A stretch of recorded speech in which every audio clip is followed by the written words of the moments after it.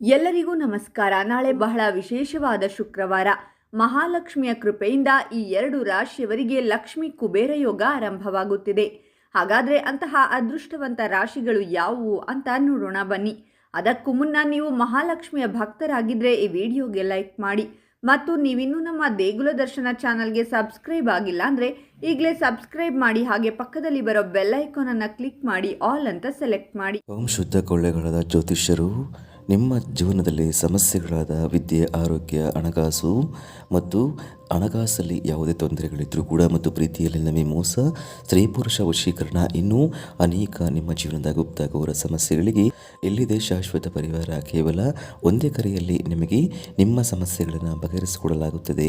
Pandit Neelakanta Shastri number 1 ವಶೀಕರಣ specialist. ನಿಮ್ಮ ಜೀವನದಲ್ಲಿ ಇರುವ ಸಮಸ್ಯೆಗಳನ್ನು ಬಗೆಹರಿಸಿಕೊಳ್ಳಲು ಈಗಲೇ ಕರೆ ಮಾಡಿ. Mobile number 9036367905. ಈಗಲೇ ಕರೆ ಮಾಡಿ ನಿಮ್ಮ ಸಮಸ್ಯೆಗಳನ್ನು ಬಗೆಹರಿಸಿಕೊಳ್ಳಿ. ವ್ಯವಹಾರದಲ್ಲಿ ನಷ್ಟಗಳು ಹೆಚ್ಚಾಗುತ್ತದೆ. ಯಾವುದೇ ಕೆಲಸ ಕಾರ್ಯ ಮಾಡಿದರೂ ಕೂಡ ಅಡೆತಡೆಗಳು ನಿಮ್ಮನ್ನ ಕಾಡುತ್ತಲೇ ಇರುತ್ತವೆ. ಮುಂದಿನ ದಿನಗಳಲ್ಲಿ ಲಕ್ಷ್ಮೀ ದೇವಿಯ ಅನುಗ್ರಹ ಈ ರಾಶಿಯವರ ಮೇಲೆ ಸದಾ ಇರಲು ಸಾಧ್ಯವಾಗುತ್ತದೆ. ಇದರಿಂದಾಗಿ ಸಾಕಷ್ಟು ರೀತಿಯ ಬದಲಾವಣೆ ಕಾಣಲು ಸಾಧ್ಯ. ಇವರಿಗೆ ಬರುವ ಸಮಸ್ಯೆಗಳು ದೂರವಾಗಬೇಕೆಂದರೆ ನವಗ್ರಹದ ಮಂತ್ರವನ್ನು ಪಠಣೆ ಮಾಡುವುದರಿಂದ ಹೆಚ್ಚು ಫಲ ಪಡೆದುಕೊಳ್ಳಬಹುದು. ಹಣಕಾಸಿನ ವಿಚಾರದಲ್ಲಿ ಸಮಸ್ಯೆಗಳು ಬರುತ್ತವೆ. ತುಂಬಾ ಎಚ್ಚರಿಕೆಯಿಂದ ಇರಬೇಕು. ನಷ್ಟಗಳು ಹೆಚ್ಚಾಗುವ ಸಾಧ್ಯತೆ ಇದೆ. ಎಚ್ಚರಿಕೆಯಿಂದ ಇರುವುದು ಉತ್ತಮ. ಸಾಲದ ಸಮಸ್ಯೆಗಳು ನಿಮ್ಮನ್ನ ಕಾಡುತ್ತದೆ. ಯಾವುದಾದರೂ ಕೆಲಸವನ್ನ ಅಭಿವೃದ್ಧಿ ಮಾಡಬೇಕು ಎಂದು ಹೊರಡುವ ಸಂದರ್ಭದಲ್ಲಿ ಶತ್ರುಗಳು ನಿಮಗೆ ತೊಂದರೆ ನೀಡುವ ಸಾಧ್ಯತೆ ಇದೆ. ಆ ಶತ್ರುಗಳಿಂದ ದೂರ ಇರುವುದು ಉತ್ತಮ.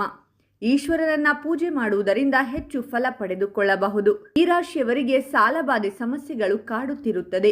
ಲಕ್ಷ್ಮೀ ದೇವಿಯ ಆಶೀರ್ವಾದದಿಂದ ಆ ಸಾಲಬಾಧೆ ಸಮಸ್ಯೆಗಳು ದೂರವಾಗುತ್ತದೆ. ವ್ಯಾಪಾರ ಮತ್ತು ವ್ಯವಹಾರದಲ್ಲಿ ಹೆಚ್ಚು ಪ್ರಗತಿಯನ್ನ ಪಡೆದುಕೊಂಡು ವಿಸ್ತಾರ ಮಾಡುವ ಸಾಧ್ಯತೆ ಇದೆ. ಮಹಾಗಣಪತಿಯನ್ನು ಪ್ರಾರ್ಥನೆ ಮಾಡುವುದರಿಂದ ಹೆಚ್ಚು ಫಲವನ್ನು ಪಡೆದುಕೊಳ್ಳಬಹುದು. ಕುಟುಂಬದಲ್ಲಿ ಸಮಸ್ಯೆಗಳು ಎದುರಾಗುತ್ತದೆ. ತುಂಬಾ ನಿಧಾನಗತಿಯಲ್ಲಿ ಮತ್ತು ತಾಳ್ಮೆಯಿಂದ ಮಾತನಾಡಿ ಬಗೆಹರಿಸಿಕೊಳ್ಳುವುದು ಒಳಿತು. ಹಾಗಾದರೆ ಮಹಾಲಕ್ಷ್ಮಿಯ ಅನುಗ್ರಹ ಪಡೆಯುತ್ತಿರುವ ಎರಡು ರಾಶಿಗಳು ಯಾವುವೆಂದರೆ ಮೇಷರಾಶಿ ಮತ್ತು ಕುಂಭರಾಶಿ. ಇವುಗಳಲ್ಲಿ ನಿಮ್ಮ ರಾಶಿ ಇದ್ದರೂ ಇಲ್ಲದಿದ್ದರೂ ಓಂ ಮಹಾಲಕ್ಷ್ಮೀ ದೇವಿ ಅಂತ ಕಾಮೆಂಟ್ ಮಾಡಿ. ಈ ವಿಡಿಯೋಗೊಂದು ಲೈಕ್ ಕೊಟ್ಟು ಎಲ್ಲ ಕಡೆ ಶೇರ್ ಮಾಡಿ.